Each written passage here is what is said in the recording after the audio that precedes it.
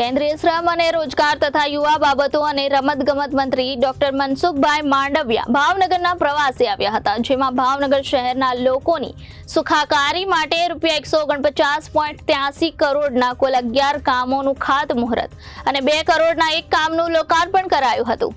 કેન્દ્રીય શ્રમ અને રોજગાર તથા યુવા બાબતો અને રમતગમત મંત્રી ડોક્ટર મનસુખભાઈ માંડવિયા ભાવનગરના પ્રવાસે પહોંચ્યા હતા। આ મુલાકાત દરમિયાન ભાવનગર શહેરના લોકોની સુખાકારી માટે ₹149.83 કરોડના કુલ 11 કામોનું ખાતમુહૂર્ત અને 2 કરોડના એક કામનું લોકાર્પણ કરવામાં આવ્યું હતું। શહેરના સરદારનગર ઝવેરચંદ મેઘાણી ઓડિટોરિયમ ખાતે મહાનગરપાલિકાના લોકાર્પણ ખાતમુહૂર્ત કાર્યક્રમનું આયોજન કરાયું હતું, જેમાં કેન્દ્રીય મંત્રી મનસુખભાઈ માંડવિયા અને રાજ્યકક્ષાના મંત્રી નીમુબેન બાંભણિયાના હસ્તે ભાવનગર શહેરના લોકોની સુખાકારી માટે ₹149.83 કરોડના કુલ 11 કામોનું ખાતમુહૂર્ત અને ₹2 કરોડના એક કામનું લોકાર્પણ કરાયું હતું।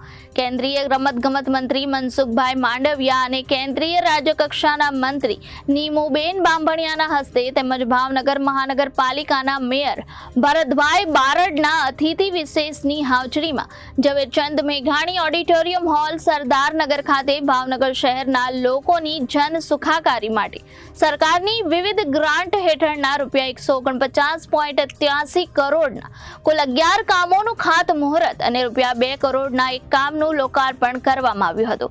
આ કાર્યક્રમમાં કેન્દ્રીય મંત્રી મનસુખભાઈ માંડવિયા, રાજ્યકક્ષાના મંત્રી નીમુબેન બાંભણિયા, મેયર ભરતભાઈ બારડ, ધારાસભ્ય Sejalben Pandya, collector R.K.. Mehta, municipal commissioner Sujit Kumar અને ભાવનગરના આગેવાન નાગરિકો ખાસ ઉપસ્થિત રહ્યા હતા। ભાવનગર મહાનગર દ્વારા આયોજિત વિકાસ કાર્યોના લોકાર્પણ અને શિલાન્યાસ પ્રસંગે મારો ઉપસ્થિત રહેવાનું થયું।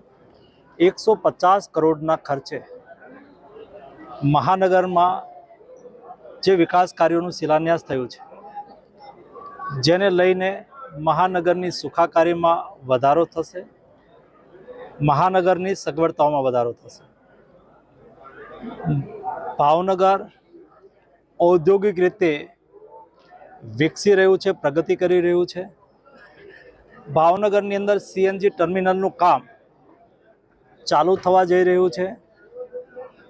કન્ટેનર મેન્યુફેક્ચરિંગ દેશની અંદર સૌથી વધારે અથવા તો દેશનો સૌથી મોટો પ્લાન્ટ એ ભાવનગરની અંદર છે। બાજુમાં ધોલેરા સર ડેવલપ થઈ રહ્યું છે। ધોલેરા અને ભાવનગરની વચ્ચે